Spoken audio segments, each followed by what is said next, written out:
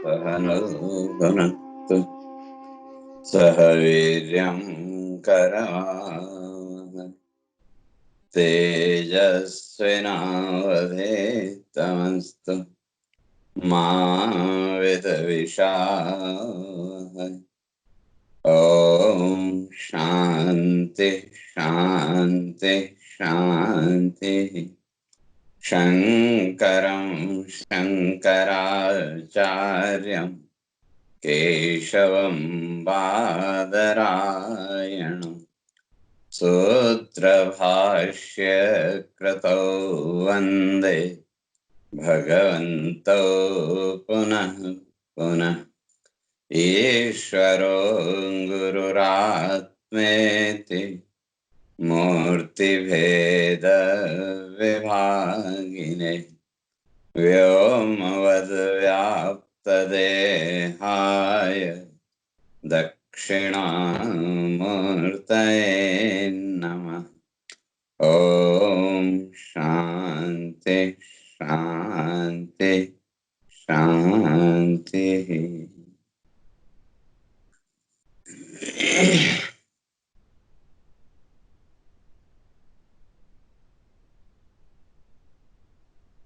तो हम लोग विचार कर रहे थे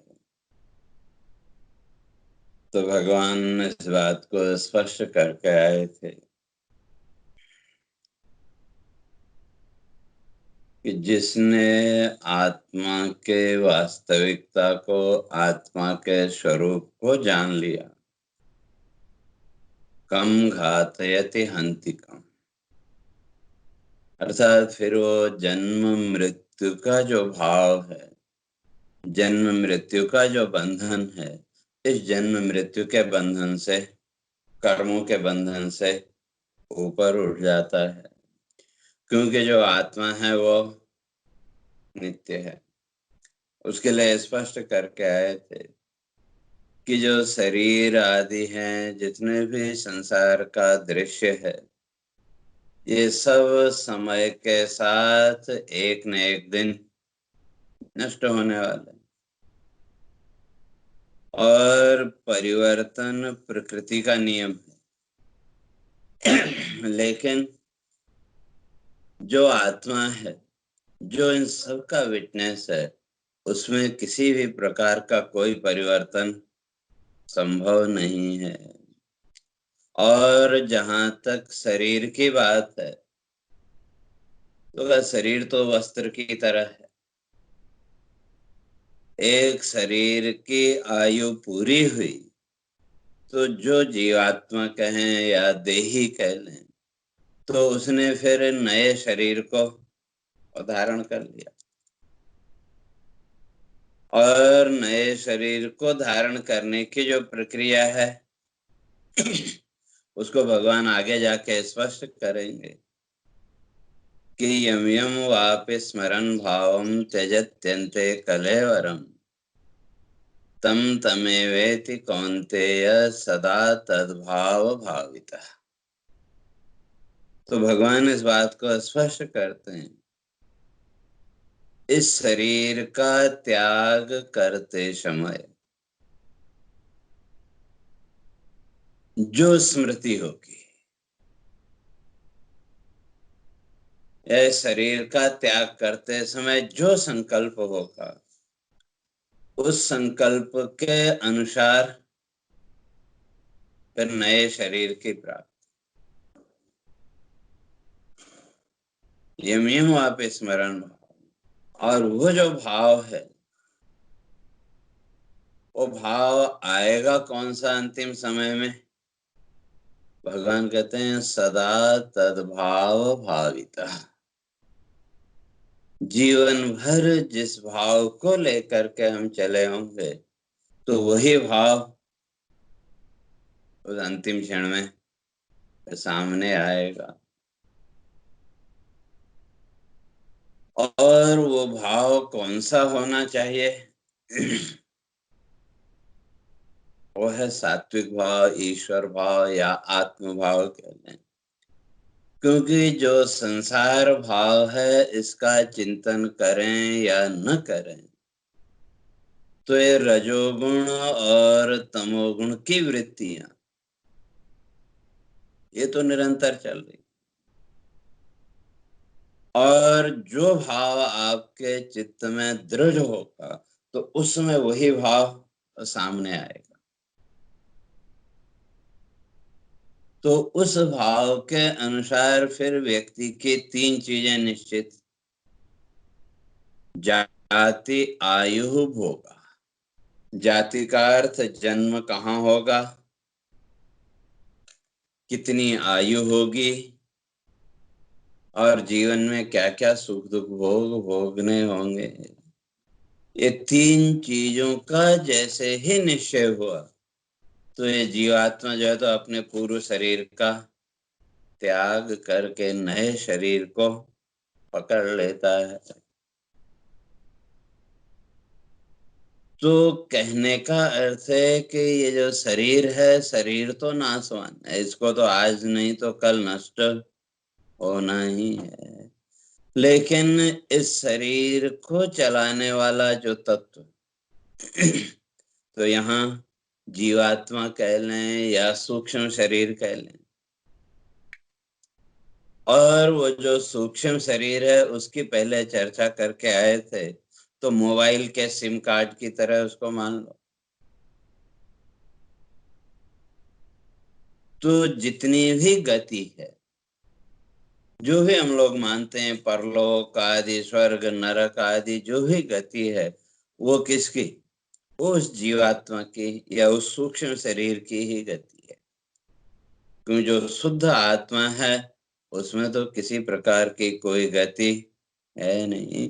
तो उसी बात को भगवान आगे और स्पष्ट करते हैं कि नैनम छिन्दन्ति शस्त्राणि नैनम दहति पावक न शैनम क्लेदयन्त्यापो न शोषयति मारुत नैनम छिन्दन्ति शस्त्राणि। कहते हैं ये जो सूक्ष्म शरीर है,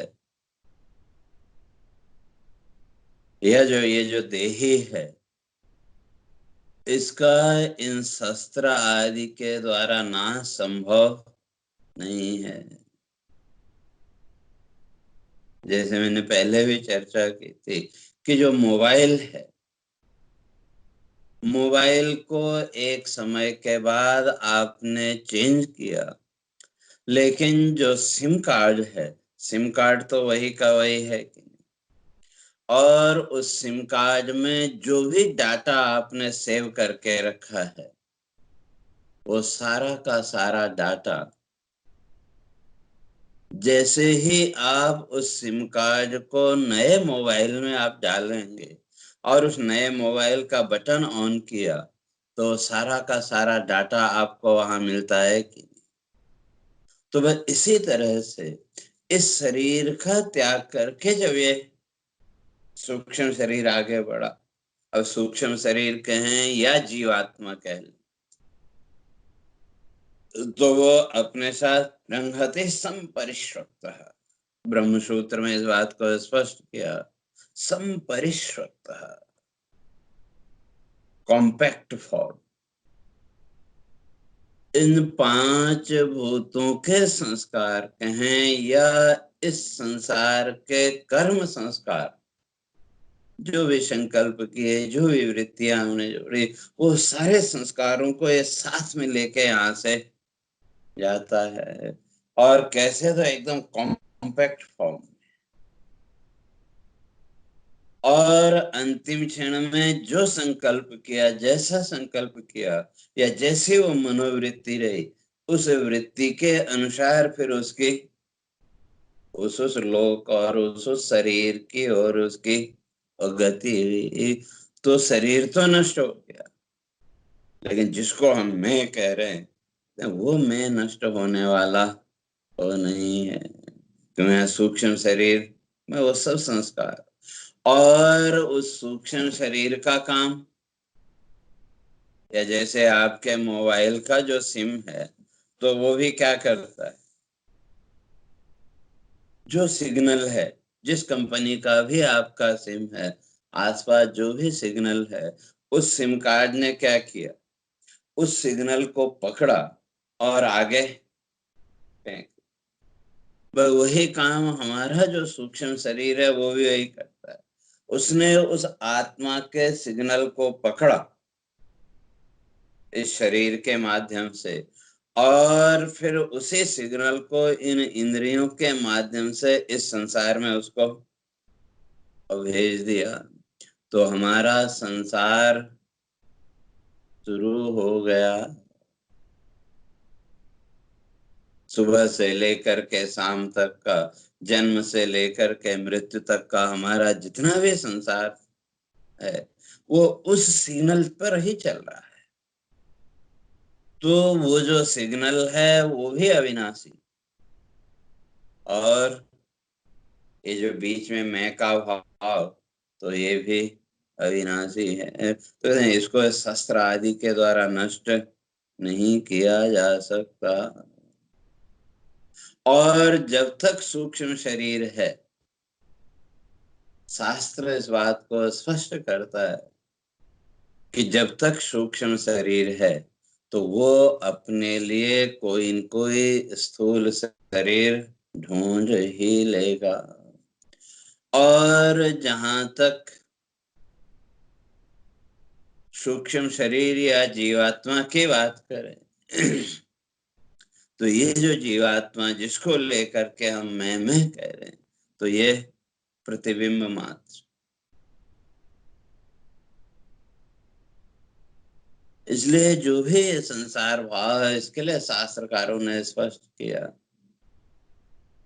ये जितना भी हमारा संसार भाव है, कहते हैं यहाँ तीन चीजें: चैतन्यम यदधिष्ठानम लिंग देहश्च यः पुनः चिच्छाया लिंग देहस्था तत्संगो जीव उच्यते। जिसको हम जीवात्मा या जीव कहते हैं, तो वो वास्तव में क्या है? एक रिफ्लेक्शन के अतिरिक्त और कुछ नहीं। लेकिन इस रिफ्लेक्शन को ही हमने अपना स्वरूप मान लिया, बस गड़बड़ी हुई। तो अब ये जो रिफ्लेक्शन है, इसके लिए तीन, ये रिफ्लेक्शन में तीन चीजें। तो कहते हैं चैतन्यम यद अधिष्ठान, इसका जो आधार है वो वही चेतना, आत्म चेतना। और बीच में आ गया सूक्ष्म शरीर, और उस सूक्ष्म शरीर में पड़ने वाला चेतन का प्रकाश, और उस प्रकाश का रिफ्लेक्शन। तो उस रिफ्लेक्शन का नाम है जीव। जैसे यूं समझो एक मिरर है, और ये जो मिरर है, दर्पण, ये कांच के टुकड़े के अतिरिक्त दर्पण और क्या है? Piece of glass. लेकिन कांच के टुकड़े को हम दर्पण नहीं कह सकते। आप समझ आए कि नहीं? दर्पण कांच के टुकड़े के अतिरिक्त और कुछ नहीं है। लेकिन केवल कांच के टुकड़े को हम दर्पण नहीं कह सकते। तो कांच का टुकड़ा दर्पण कब बना? जब उसके एक तरफ हमने पॉलिश लगा दी, रेड ऑक्साइड वगैरह लगा के वो पॉलिश लगा दी। तो जैसे ही उस कांच के टुकड़े के एक तरफ हमने पॉलिश लगाई, तो पॉलिश लगते ही क्या हो गया? वो दर्पण हो गया, उसमें रिफ्लेक्टिंग पावर आ गई। तो अब उसके सामने जो भी वस्तु आई, वो मिरर उसको रिफ्लेक्ट करेगा। लेकिन वो कांच का टुकड़ा अपने आप में एकदम शुद्ध है।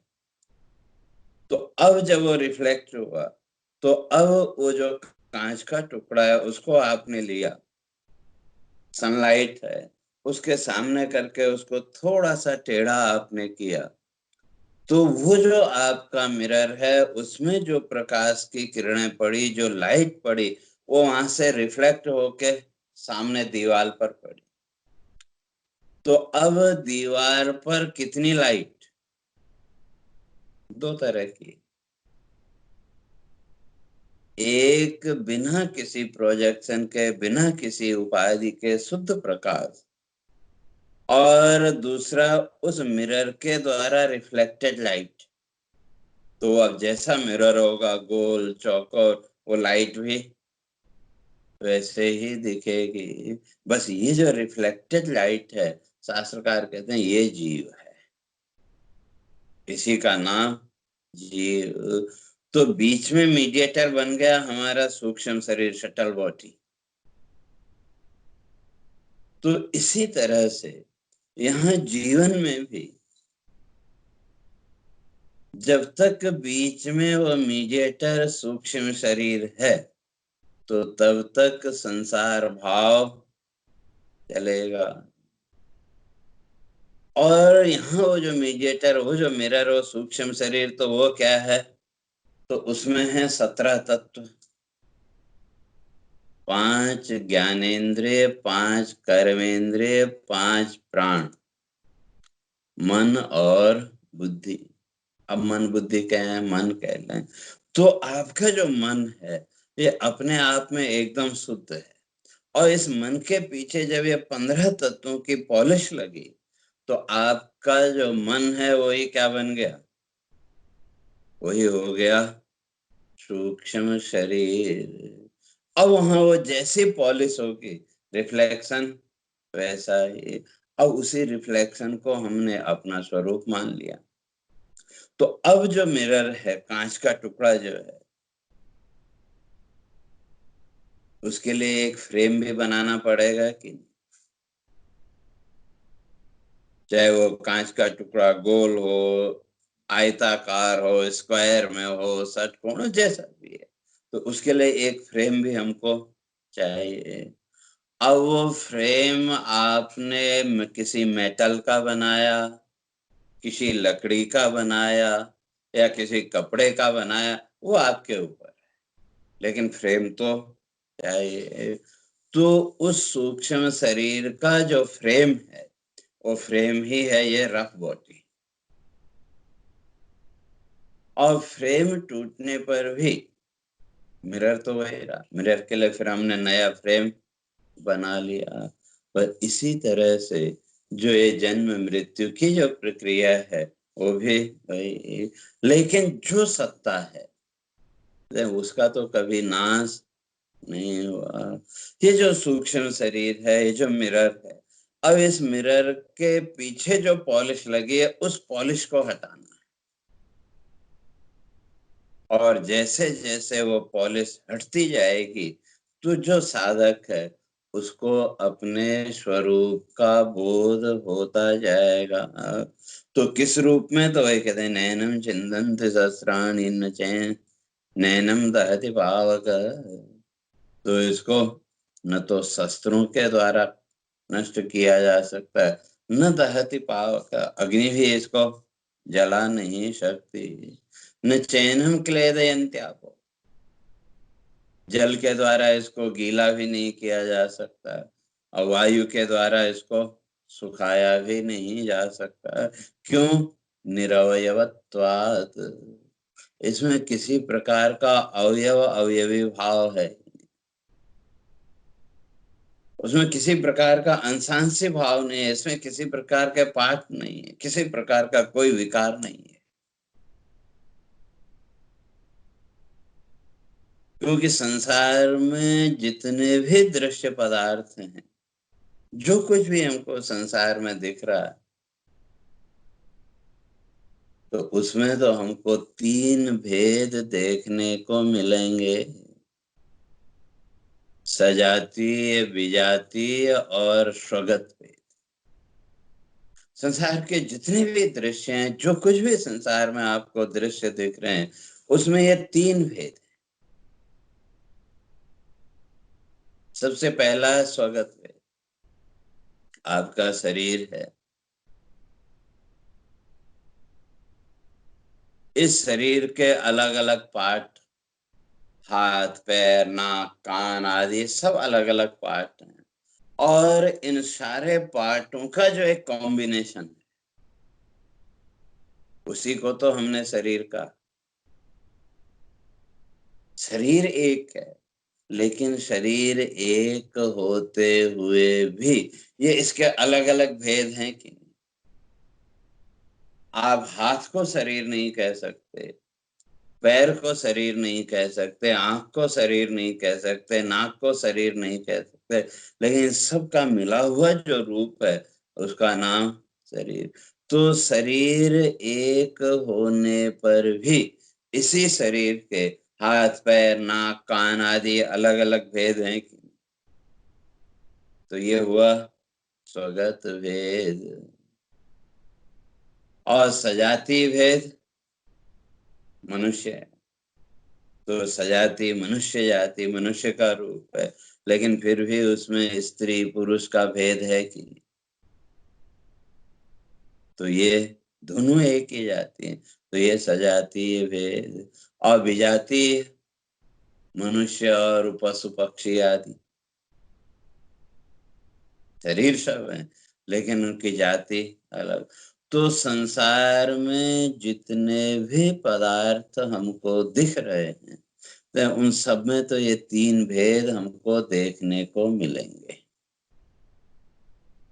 लेकिन जो आत्मा है, जो स्वस्वरूपता है, उसमें इनमें से किसी भी प्रकार का कोई भेद नहीं है। और किसी प्रकार का अवयव अवयवी भाव नहीं हो सकता, पाठ नहीं हो सकते। तो अगर पाठ मानेंगे तो शस्त्र है, शस्त्र के द्वारा किसी वस्तु को आपने काटा, उसका एक पार्ट को आपने उससे अलग किया। अग्नि से जलाया तो भी एक पार्ट को उसको कर सकते हैं, लेकिन जो आत्मा है तो उसमें ये कभी संभव नहीं है। तो इसी तरह से कहते हैं जल से वायु आदि से, अर्थात किसी भी प्रकार के भौतिक साधनों के द्वारा इस आत्मा का नाश संभव नहीं है, क्यों ये इटर्नल है, शाश्वत है।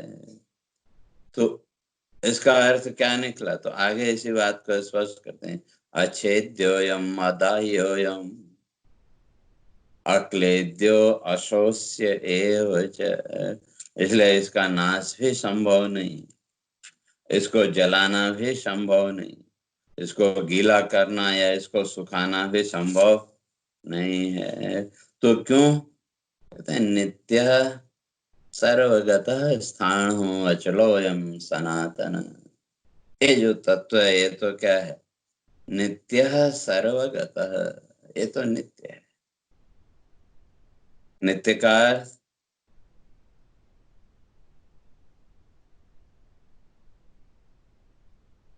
जिसका नाश संभव ही नहीं, इसलिए नित्य है। तो क्यों, तो कहते हैं सर्वगतः, सर्वत्र व्यापक। और उस आत्मा की व्यापकता को अगर समझना हो, अपने ही शरीर को देखें। इस शरीर के अंदर आपकी व्यापकता है कि नहीं। आपका ये जो शरीर है, इस शरीर में कहीं भी कोई विकृति आ जाए, कहीं भी कोई पीड़ा हो, तो तुरंत आपको पता लगता है कि केवल शरीर के बाहर ही नहीं, शरीर के अंदर भी कहीं पीड़ा हो रही हो तो वो आपको पता लगा कि नहीं। तो कैसे पता लगा, तो हम कहेंगे भाई चेतना के द्वारा। लेकिन वो चेतना भी किसकी है, आपकी ही है कि किसी और की। तो अर्थात जिस तरह से आप अपने इस शरीर में चेतना रूप से व्याप्त, पैर के नाखून से लेकर के सिर के बाल तक, कहीं भी कोई भी आपको स्पर्श करे तो तुरंत आपको पता लगता है कि, तो शरीर के बाहर भी आपकी व्यापकता और शरीर के अंदर भी आपकी व्यापकता, तो किस रूप में, वही चेतना रूप से। तो इसी तरह से वो जो तत्व है, वो जो आत्म सत्ता है, वो भी इस चेतना रूप से इस संपूर्ण ब्रह्मांड में व्याप्त है और सर्वगत है। वो तो सर्वत्र है। उसको समझने के लिए यूं समझो, आप कहीं यात्रा पर निकले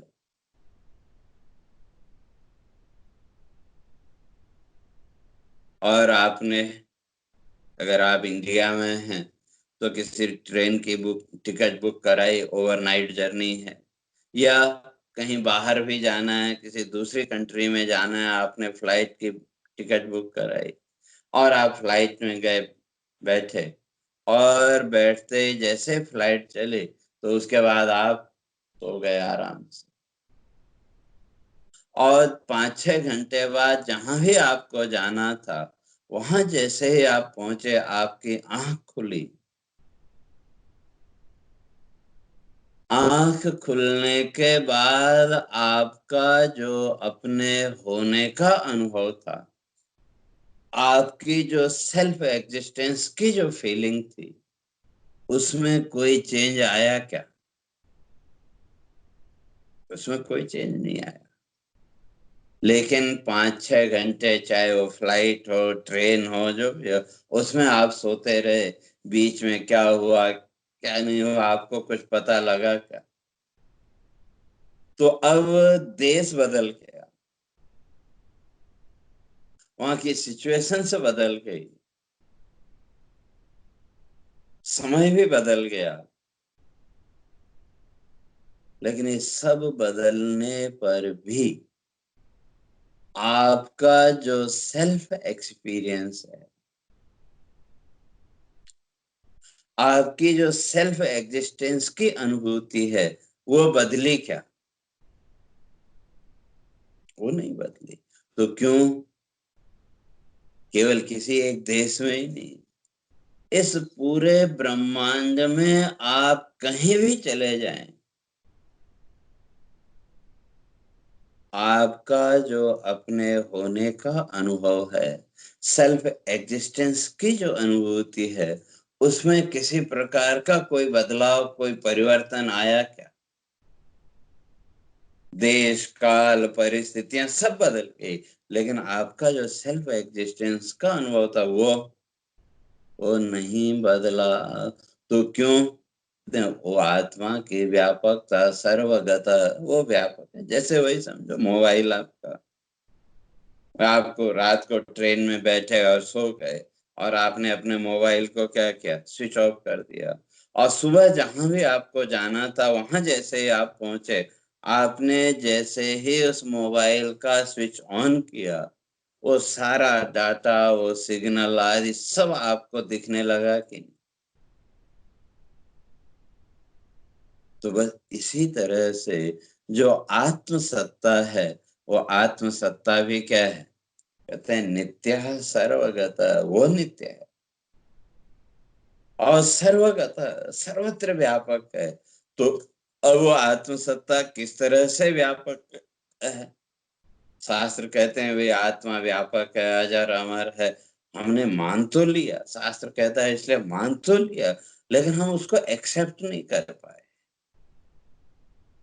क्यों? वो आत्मसत्ता किस तरह से व्यापक होगी, तो उसका हमने कभी विचार नहीं किया। क्योंकि आत्म सत्ता को भी हमने कहीं न कहीं किसी न किसी रूप के साथ जोड़ के रखा। क्योंकि इस संसार में हमारी जो दृष्टि है वो रूप दृष्टि, नाम रूपात्मक जगत। तो इसलिए नाम या रूप हमको चाहिए। इस नाम रूप से ऊपर उठ करके हमने उस आत्म सत्ता का कभी विचार किया ही नहीं। लेकिन जब विचार अगर करेंगे तो इस पूरे ब्रह्मांड में आप कहीं भी चले जाएं तो आपको अपने होने का अनुभव होगा कि नहीं? और वो अपने होने का अनुभव, वो स्वयं की सत्ता का अनुभव, उस अनुभव में क्या परिवर्तन आया? शरीर आदि को लेकर के परिस्थितियों का परिवर्तन वगैरह वो सब चलता रहता है, लेकिन आपका जो सेल्फ एग्जिस्टेंस था, तो उस अनुभव में कोई अंतर नहीं आया।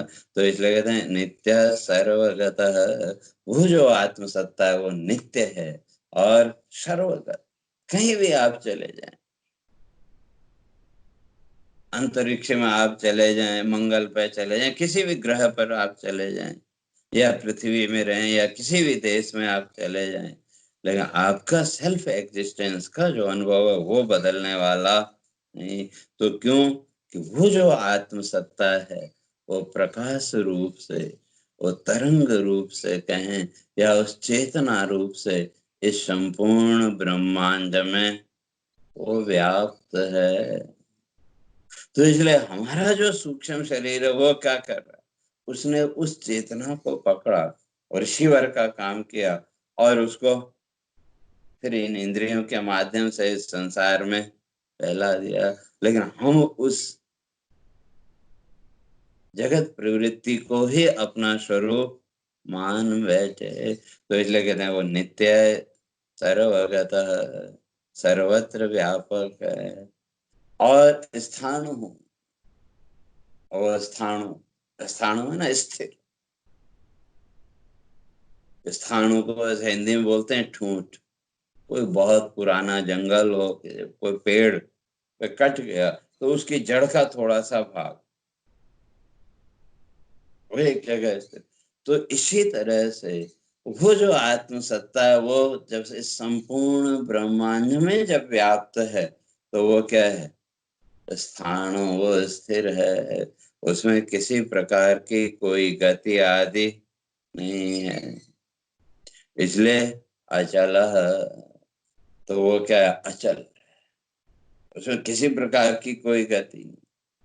तो गति सीमित वस्तु में संभव है, जो वस्तु व्यापक है, व्यापक वस्तु में वो गति संभव नहीं है। इसलिए अयम सनातन, ये जो आत्म सत्ता है, ये जो तत्व है, ये क्या है?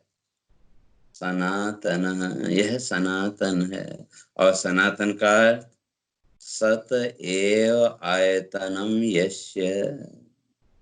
तो अब उसी तरह से जैसे वो आत्म सत्ता व्यापक है, नित्य है, साणु है, अचल है, तो कहते हैं उसी तरह से ये जो जीव भाव है,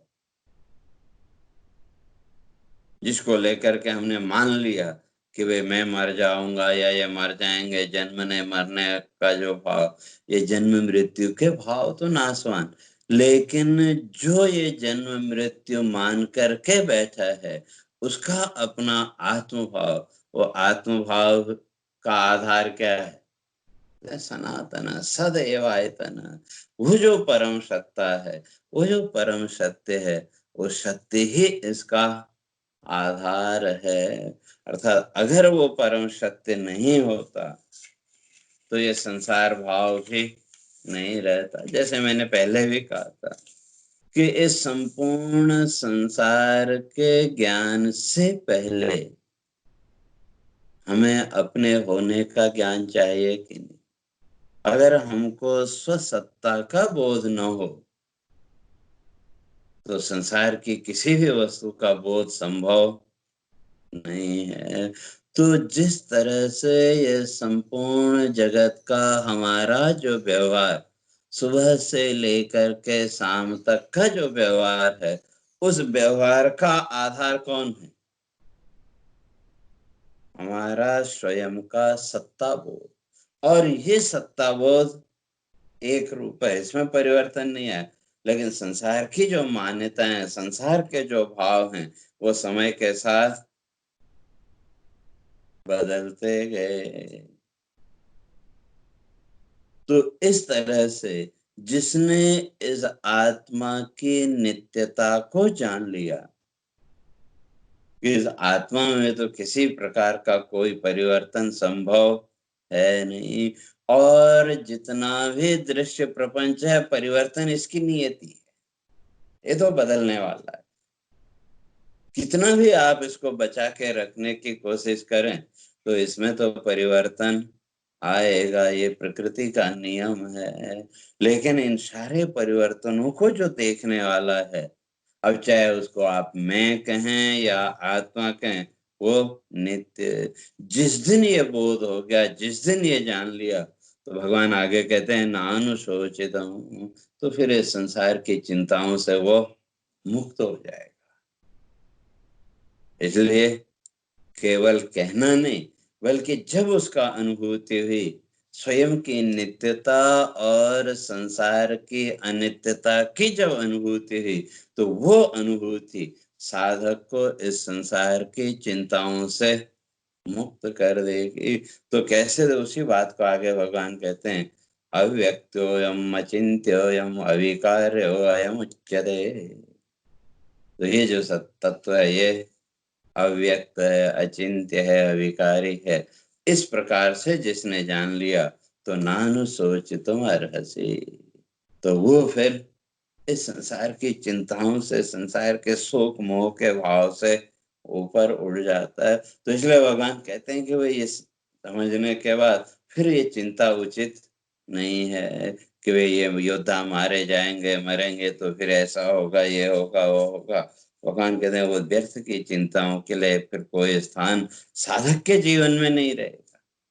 तो फिर साधक तो साक्षी भाव से संसार की सारी क्रियाओं को, संसार के सारे परिवर्तनों को वो साक्षी भाव से केवल देखता रहेगा। और जहां तक कर्म की बात है, तो उस कर्म के साथ भी उसका कोई आग्रह नहीं, तो सामने आया तो उसको भी साक्षी भाव से अपना वो करता रहेगा। तो फिर वो जो साधक है, इस संसार के परिवर्तन या संसार के उत्पन्न होने, नष्ट होने को लेकर के वो चिंता नहीं करता। वो तो केवल फिर आत्मचिंतन, स्वस्वरूप के चिंतन में उसकी प्रवृत्ति होती है। तो कैसे, तो उसकी चर्चा में फिर कल करेंगे। हरे पूर्णमदः पूर्णमिदं पूर्णात् पूर्णमुदच्यते पूर्णस्य पूर्णमादाय पूर्णमेवावशिष्यते। ओम शांति शांति शांति। शंकरं शंकराचार्यं केशवं बादरायणं सूत्रभाष्य कृतौ वन्दे भगवन्तौ पुनः पुनः। ईश्वरो गुरुरात्मेति मूर्तिभेदविभागिने व्योमवद्व्याप्तदेहाय दक्षिणामूर्तये नमः। ओम शांति शांति शांति।